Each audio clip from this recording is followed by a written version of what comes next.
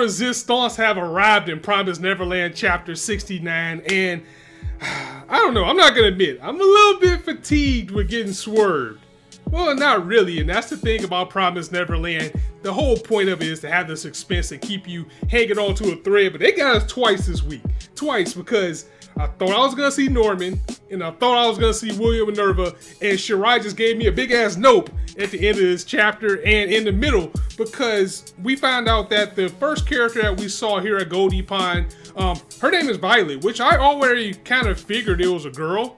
But of course, Emma was shocked by that to find out that she was a girl, and when she said it was someone that I want you to meet, she took her to this watchtower where there's a group of 9 kids who are survivors, and they are long-time survivors. They have been going through this game over and over and over again, and they have finally decided, you know what, we're not gonna take it anymore. We need to take these goons out. But the question that I have is why? Why did it take so long for them to decide to do this?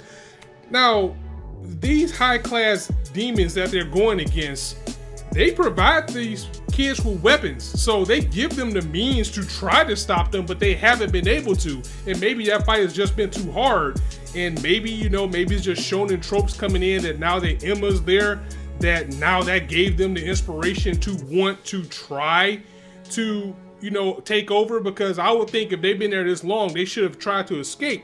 But anyway, Violet, she introduces Emma to their leader, and I thought it was going to be Norman. It's like they got there, it's like, I want to introduce you to someone, and of course it would have been a little bit too obvious for Promised Neverland, but when they get there, they meet these group of kids who all specialize in something different, which brings up another question, besides just being out there and surviving, how did they learn these skills? But we also are introduced to them and their leader as well, and first and foremost, I wonder how old these kids are, because they look a little bit older than teens. They kind of look like they're maybe late teens, maybe 19th at the latest. And there's one by the name of Paula who looks like a beast. I mean, she straight up looks like Mikasa from Attack on Titan. She looks like she's a ninja instead of Provisions, with which they said she was. I don't know, unless she's disfigured. It might be a little bit more than that. You know, they got a medic, they got a mechanic, you know, and they come from another house in particular, and that house is made specifically to send people to this secret garden, this Goldie Pond, where these high-class demons are performing this game, and they know the truth about the world, just like how Emma found out with Sungju. But they explained to her that everybody from their house was sent to this place specifically. So if anything, we got a revelation, or like a confirmation, that each house does different things. So it keeps hope alive within me of that Norman is still out there somewhere. I really don't think that he's dead. He's too big of a character for them to have just killed off like that. And if they ever did, if we get to the end of this series and he's not alive, I'll be surprised that they took him off the board so quickly. But I wonder if Grace Field, where Emma comes from, is just a straight up eat house. Like, everybody there is just made to be eaten. Apparently where these kids come from, Grand Valley. These kids come from Grand Valley. They are sent specifically to this place, and they are a top 4 farm. So now we know that Grace Field and Grand Valley are 2 of the top 4 farms that's out there. So whatever they do at Grace Field, where Emma comes from, they're the top of their game, and this place is the top of the hunting game, which also is interesting because the leader of these kids, Oliver, his name is Oliver, and he says that this place that they're in, Goldie Pond, is a secret. So what these demons are doing, not even the higher class demons know that they're up to what they're doing with this deadly game. So if they can get in there and kill these goons off, wouldn't nobody know? So now's a good time as any, because no one knows what they're doing. This would be a good time to wipe them off the board, and they're trying to actually get them to another Promised Neverland that's full of humans. And seeing these kids may have restored a little bit of hope in Emma as well, and she was basically tearing herself up at the top of the chapter over the failure that she had with Lewis and losing those kids, and once again feeling that she has failed because she rushed out. She always said, no matter what, I'm gonna go out and help people, and it didn't work. She was like, if anybody's within my reach, I'm going to save them. That reach was extended, and it didn't come back with good results. But it seems like she's on board with these kids trying to escape for the most part too. So I don't really know how I feel about her being over this slump so quick.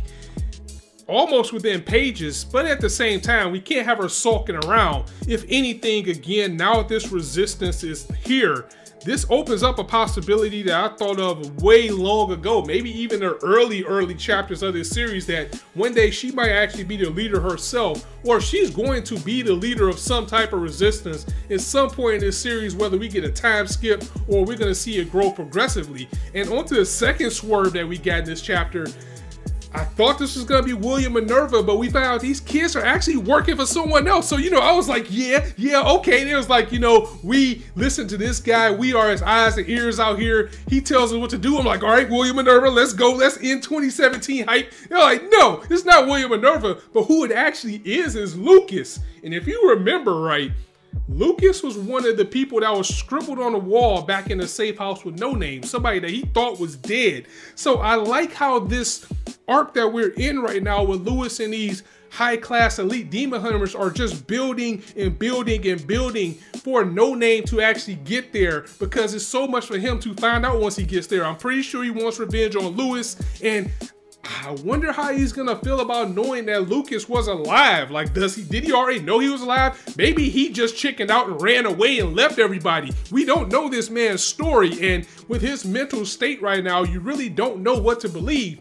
But right now, I think him and Ray have bigger things to worry about. As they're out there, they have to survive as Emma got snatched away, and it was all part of the plan. And you know, the way things go in this series, I wouldn't be surprised if he's a traitor. I mean, it wouldn't surprise me at all. Of course, I'm gonna be hyped. I'm gonna be shocked when I bring you a review when he is revealed to be a traitor. But if he isn't, you know, it's all good, because again, we do need adult presence. Even though this series is about the kids, we're not going to get to a resistance group or anything unless there's some adults out there, or like I said, with these group of kids, at the very least, some young adults leading the charge. Because I know it's shonen, I know it's manga, I know it's fiction, but come on, a group of 12-year-olds are gonna like save the world. Come on, we gotta get a time jump or something, or have some older people involved in order for this to work. And it looks like Promised Neverland is rolling in that direction with the kids in this windmill hold up as their headquarters. They're not gonna take it anymore. They're ready to kill these goons.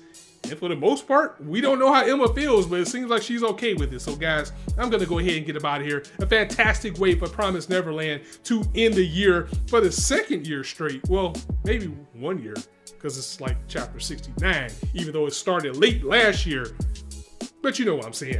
Another way to end the year with another good chapter. And all of the manga chapters this week has pretty much ended on a big note coming into 2018. And we got big things coming. And at this point, you know, I think I'm just going to stop expecting to see Norman or William Minerva anytime soon, because I end up getting swerved. I end up getting swerved every time they do it. But that's why we come back to Promised Neverland, for what it does to us. So let me know what you thought of this chapter and your thoughts and theories in the comments below. If you liked the video, go ahead and drop it a like. If you want to hear more, go ahead and hit that subscribe button. And if you want to support the channel even more, be sure to hit my Patreon and check out some things there. And as I always say, you guys can be anywhere on YouTube right now, but you chose to listen to me. I really appreciate that, so thanks for stopping by. Next week, the winter anime season is on a roll. I have no idea what I'm going to cover yet as far as the channel, because I don't even know what service has what. But there's some rumblings that, you know, Violet Evergarden is going to be on Netflix and is being simulcast in other countries. So that means we probably got to wait in America. Anyway, that's something else. I'm going to go ahead and get up out of here. It's your boy Scott signing out. See you soon. Oh, that's the new shit for 2018. I almost forgot my signature there, but see you soon.